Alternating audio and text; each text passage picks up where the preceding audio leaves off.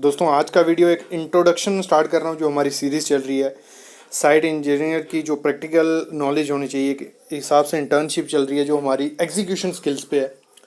तो उसका आज इंट्रोडक्शन पार्ट है, क्योंकि अभी मैं बीवीएस का शुरू कर रहा हूँ। बीवीएस की सब बताऊँगा, बीम का, कॉलम का, फुटिंग का, जो भी जितनी बीवीस होती हैं, ड्रेन वगैरह, मतलब टफ से टफ, इजी से इजी सब डिटेल शेयर करने वाला हूँ, बेसिक, जो आपको साइट पे डायरेक्ट बीवीएस बनाने काबिल बना देगी। आज उसका इंट्रोडक्शन पार्ट स्टार्ट करता हूँ, थोड़ा बेसिक डिटेल बताऊँगा, थोड़ी ड्राइंग दिखाऊँगा आपको। कल से हम इसका फुटिंग से स्टार्ट करेंगे कि फुटिंग की डिटेलिंग कैसे करते हैं, क्या चीज़ें देखनी होती हैं, डेवलपमेंट लेंथ वगैरह भी।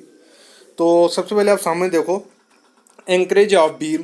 देखो, जो भी मैं बीवीएस की वीडियो अभी डालूंगा इसमें, साइट इंजीनियर जो हमारी एक सीरीज चल रही है, उसकी डिस्क्रिप्शन जरूर देखना, क्योंकि इससे पहले मैंने जो बीवीएस की वीडियोस बनाई हैं वो डिस्क्रिप्शन में मिलेंगी। वो पूरी ब्रीफ है, हर एक टॉपिक, एंकरेज लेंथ हो, डेवलपमेंट लेंथ हो, हर एक चीज़ वो ब्रीफ होगा उसमें। तो सामने anchorage of beam bar in external joints. देखो, जो जॉइंट होता है, देखो सामने आप देख रहे हो, आपको मैं थोड़ा फोकस कर देता हूँ इसको, आपको थोड़ा और समझ आएगा, थोड़ा क्लियर कम हो गया। देखो, ये सामने जो आप देख रहे हो, ये एक कॉलम है खड़ा, उस साइड पे बीम है। और जो डेवलपमेंट लेंथ होती है, एंकरेज लेंथ होती है, एंकरेज से मतलब आपको पता चल रहा होगा, पकड़ के रखना, एंकरेज करके रखना, वो हमेशा आपको लेनी होती है LD + 10 dB। और LD क्या हुआ, LD हो गया हमारा डेवलपमेंट लेंथ इन टेंशन, और DB क्या हो गया, बार डायमीटर। और अगर हम ऐसे देखें, जो पुरानी वीडियोस में मैंने बताया आपको 40D 50D, वो ये चीज़ है LD डेवलपमेंट लेंथ। और ये कहाँ से आती है, ये IS कोड, मतलब देखो, ये होता है डिज़ाइन पे, जो आर्किटेक्ट डिज़ाइन करेगा कि कितनी एंकरेज, कितनी डेवलपमेंट लेंथ चाहिए उसको, उस बेसिस पे होती है। लेकिन नॉर्मली स्टैंडर्ड हम कितनी 50D लेते हैं। अगर नीचे देखें हम इसको, और अच्छे से मैं डिस्क्रिप्शन में लिंक दे देता हूँ, लेकिन जब मैं इसकी बीवीएस स्टार्ट करूँगा किसी बीम की, तो ये चीज़ आपको काम आएगी। लेकिन अभी के लिए आप इसको नोट करके रखो, LD + DB, ये लिख के रखो, कहीं पे नोट्स बनाते जाओ बीवीएस के, क्योंकि ये आपको साइड पे काम आएंगे ही आएंगे। अगर आपको बार बेंडिंग शेड्यूल आता है तो आप कहीं से कहीं पहुँचोगे। तो आगे आ गया, ये भी नोट करके रखना, typical detail of tie hook 10 dB, थोड़ा क्लियर कम हो गया, 10 dB 10D हो गया हमारा 10 × डाया बार। जिस डाया का हम स्टीरअप यूज़ कर रहे हैं, जिस डाया की टाई हम यूज़ कर रहे हैं, उसका बार 10 × 8 होगा, तो 80 mm आपकी ये लेंथ होनी चाहिए। सामने हुक नहीं दिख रही, दो निकले हुए हैं, ये सामने आप देख रहे हो, तो ये है हुक। और इसकी इसमें लेंथ रखी होती है कि 10 dB, मतलब अगर 8 mm का बार होगा तो 80 mm से छोटा कभी नहीं होना चाहिए। अगर 10 की तो 100 mm से छोटा कभी नहीं होना चाहिए। आगे बढ़ते हैं।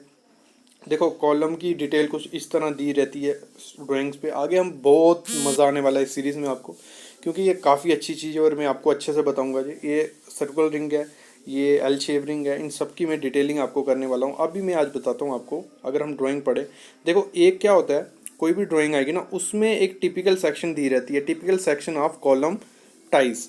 मतलब उन्होंने बताया कि आपको जो स्टीरअप प्रोवाइड करना है, जो टाइज प्रोवाइड करनी है, वो इस ड्राइंग के हिसाब से आपको प्रोवाइड करनी है। सामने देख रहे हो, उसने कहा है NGL, NGL दिख रहा है आपको, ये रहा NGL।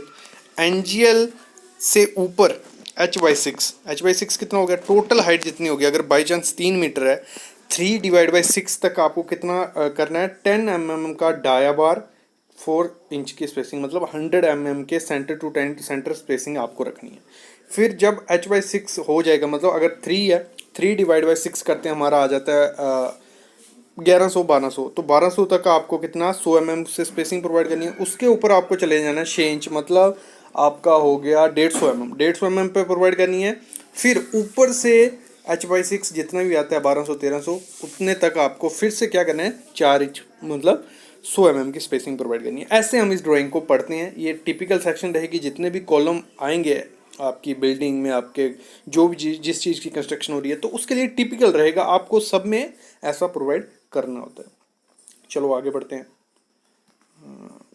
अभी आ गया, कंस्ट्रक्शन चल रही है, एक एलिवेशन ऑफ स्तंभ दिखाया है, एक स्तंभ बनने वाला है। कोई भी बिल्डिंग बनती है, जहाँ कोई भी आप चौराहा देखा होगा, उसके बीच में एक स्तंभ रहता है, जहाँ तो किसी का स्टैचू होता है, जहाँ ऐसा कुछ स्तंभ रहता है। तो इसकी अगर हम फुटिंग डिटेल देखें, तो फुटिंग में क्या कहा है, इसको कल मैं बीवीएस बना के दिखाऊंगा, लेकिन आज मैं आपको ड्राइंग पढ़ना, एक इसको ले लो, इंट्रोडक्शन है तो मैं आपको ड्राइंग पढ़ना सिखा देता हूँ इसमें। चलो, तो उन्होंने कहा है कि फुटिंग डिटेल आपकी ऐसी ऐसी होनी चाहिए, फुटिंग आपकी ऐसी ऐसी बननी चाहिए। उन्होंने कहा है 7 फुट बाय 7 फुट की फुटिंग होनी चाहिए। देखो पहले सबसे पहले क्या करना है आज, क्योंकि हम बार बेंडिंग शेड्यूल में एमएम में आपको बताऊंगा, मीटर एमएम में आज देख लेना कि कन्वर्जन कैसे करते हैं हम, कि अगर 1 फुट कितना होता है हमारा, 1 फुट कितने एमएम होता है, 304.5 एमएम होता है हमारा।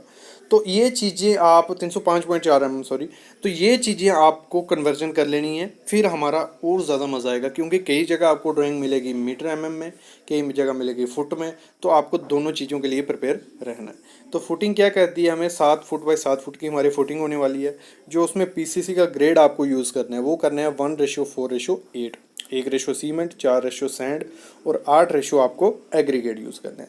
और जो पीसीसी की मोटाई कितनी होगी, 6 इंच, मतलब 150 mm।